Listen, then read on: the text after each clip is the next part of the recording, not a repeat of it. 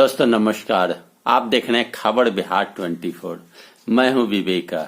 आज 7 जनवरी है। 7 जनवरी की छोटी बड़ी खबरों से मैं आपको अवगत करा दूं।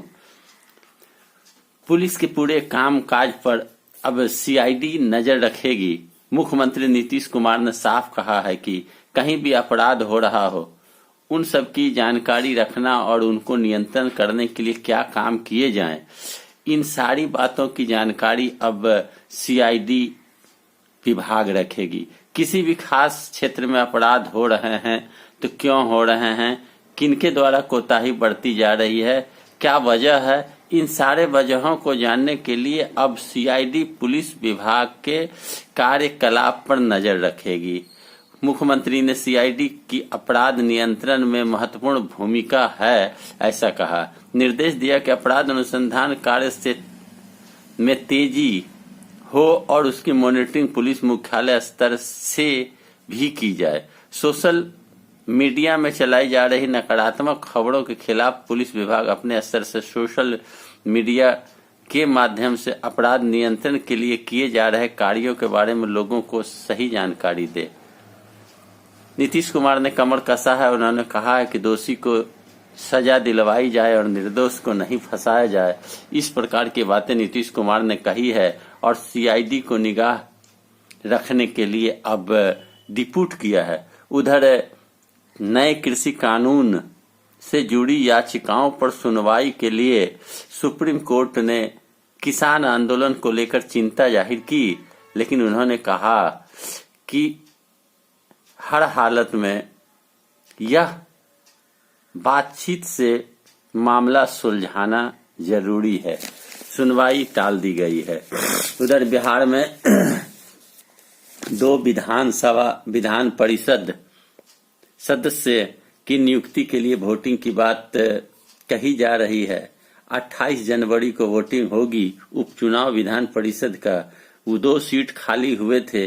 एक सुशील कुमार मोदी के राज्यसभा सदस्य बन जाने से और दूसरा सदस्य विनोदानंद झा जो विधायक चुने गए, विनोद नारायण झा, इनके कारण यह सीट खाली हुई है और अब इन दोनों सीट को भरने के लिए अब 28 जनवरी को वोटिंग की जाएगी।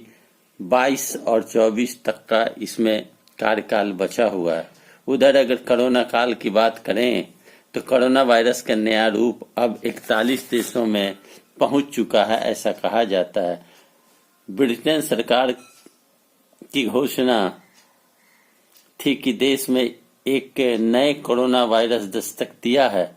महज 4 सप्ताह में 41 देशों में अपना पांव पसार चुका है ऐसा कहा जा रहा है। केंद्रीय माध्यमिक शिक्षा बोर्ड सीबीएसई के स्कूलों में इस बार 2 बार प्री बोर्ड टेस्ट होगा। जनवरी के अलावा मार्च में भी होगा।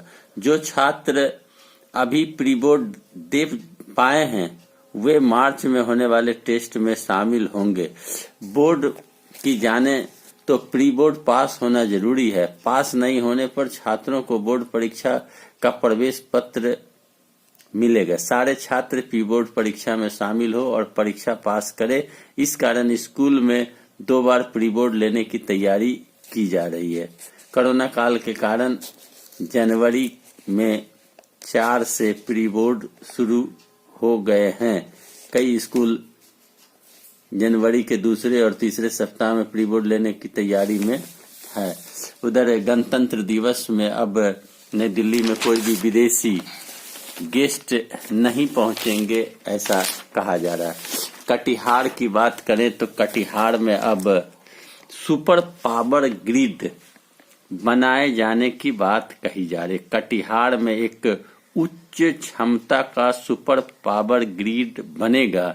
इसकी क्षमता होगी 765 केवी। केंद्र सरकार ने इस सुपर ग्रिड निर्माण को हरी झंडी दे दी है। इसकी क्षमता वाला यह बिहार का दूसरा सुपर ग्रिड होगा। इस ग्रिड से बांग्लादेश तक ट्रांसमिशन लाइन का भी निर्माण होगा। जिससे बांग्लादेश को बिजली दी जाएगी। वहीं बिहार 3 देशों से कनेक्टिविटी वाला देश का पहला राज्य होगा। ऊर्जा मंत्री विजेंद्र प्रसाद यादव ने बुधवार को ऊर्जा भवन में उक्त जानकारी देते हुए बताया कि इस परियोजना पर 4300 करोड़ की खर्च होंगे। कटिहार में इस सुपर ग्रिड के निर्माण के बाद उत्तर बिहार की ट्रांसमिशन क्षमता बेहतर होगी, साथ ही पूर्वोत्तर भारत से बिहार की कनेक्टिविटी भी बढ़ जाएगी। 765 केवी क्षमता वाला बिहार का यह दूसरा सुपर ग्रिड होगा। गया में भी इतनी ही क्षमता का सुपर ग्रिड पूर्व में बना है। कटिहार के कोढ़ा में सुपर ग्रिड का निर्माण किया जाएगा। इसमें करीब 150 एकड़ जमीन की जरूरत होगी। इसमें करीब 20 एकड़ जमीन भविष्य की विस्तार योजना के लिए रखी गई है। बाढ़ से मुक्त क्षेत्र होने के कारण कोढ़ा का चयन किया गया है। बांग्लादेश की सीमा भी यहाँ से निकट है। ऊर्जा मंत्री विजेंद्र यादव ने बताया कि 765 केवी के सुपर ग्रिड परिसर में अतिरिक्त जमीन रखी जाएगी। वहां 440 केवी क्षमता का ग्रिड भी बनेगा। साथ ही इसे पूर्णिया से भी जोड़ा जाएगा ताकि भविष्य में किसी तरह की दिक्कत होने पर या विशेष परिस्थितियों के लिए विकल्प हो सके। भविष्य में 132 केवी का सब स्टेशन भी वहां बनाया जा सकता है। यह कटिहार के लिए बड़ी बात है। कटिहार में सुपर ग्रिड बनने से कटिहार का विकास भी होना तय माना जा रहा है। बिहार के कई जगहों पर टीका का भंडारण होना प्रारंभ हो चुका है। मुख्यमंत्री नीतीश कुमार ने कहा कि कोरोना के टीकाकरण की पूरी तैयारी कर ली गई है। इसके लिए प्रचार प्रसार किया जा रहा है। टीकाकरण के लिए 1.5-2 करोड़ सीरीज आ चुके हैं। यहाँ से बिहार के 10 जगहों पर टीका और उसकी सामग्री भेजी जाएगी। वहीं भंडारण होगा और वहां से ही जिलों तथा जहां जरूरत होगी वहां भेजा जाएगा। सीएम बुधवार को NSCH में टीका भंडारण यूनिट का निरीक्षण करने के बाद पत्रकारों को बताया। उधर मधेपुरा में निगरानी अन्वेषण ब्यूरो की टीम ने बुधवार को उदाकिशुनगंज अनुमंडल मुख्यालय में छापामारी कर अनुमंडल नीलाम पत्र पदाधिकारी के प्रधान सहायक बिंदेश्वरी सादा को 50,000 रिश्वत लेते रंगे हाथ गिरफ्तार किया। गिरफ्तारी के बाद निगरानी विभाग टीम ने उसे पटना लेकर चले गए। उधर अगर बात करी जाए सुबह के 700 Ayush health and wellness centre बनेंगे। राज्य में आयुष औषधालयों व स्वास्थ्य उपकेंद्रों को अपग्रेड कर हेल्थ एवं वेलनेस सेंटर बनाया जाएगा।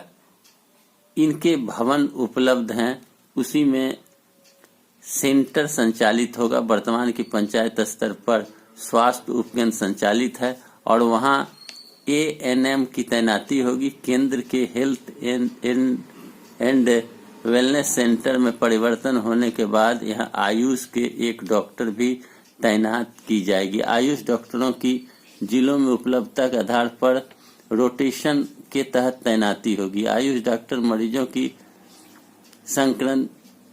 स्क्रीनिंग करेंगे। इसमें ANM के सहयोग करेगी। आयुष डॉक्टर PHO के रूप में जिम्मेदारी संभालेंगे।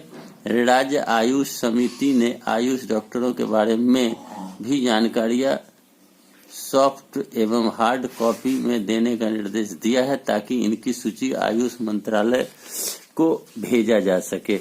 उधर पटना के मसौढ़ी में ट्रक वालों से 50-50 रुपया वसूली करने के आरोप में कई पुलिसकर्मी सस्पेंड किए गए हैं और कहा गया है कि इस प्रकार की वसूली आए दिन पटना के सड़कों के अलावे बिहार के अन्य सड़कों पर होती रहती है, जिस पर लगाम लगाना जरूरी है। उधर पूर्णिया जिले की बात अगर करी जाए तो बी कोठी थाना क्षेत्र के मौजमपट्टी OP में बुधवार को एक बार फिर गोलियों की बौछार हुई। मौजमपट्टी से सवारी लेकर मधेपुरा के बिहारीगंज जा रहे मौजमपट्टी निवासी अरुण यादव 40 वर्षीय की राजघाट पश्चिम टोला के समीप बाइक सवार 3 बदमाशों ने गोली मारकर हत्या कर दी। वारदात को बुधवार सुबह 11:30 बजे अंजाम दिया गया। अभी पुलिस इस मामले की जांच कर ही रही थी कि दोपहर 2:30 बजे मौजम पट्टी के ही सिसवा गांव के समीप बाइक सवार बदमाशों ने कुख्यात बदमाश बुच्चन यादव के भतीजा रूपेश यादव 32 वर्षीय की गोली मारकर हत्या कर दी।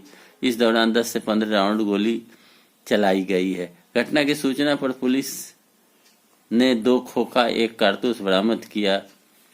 एक के बाद एक हत्याओं से मौजम पट्टी के लोगों में दहशत है। 6 थाने के पुलिस मौके पर पहुंच स्थिति को संभाल रही है।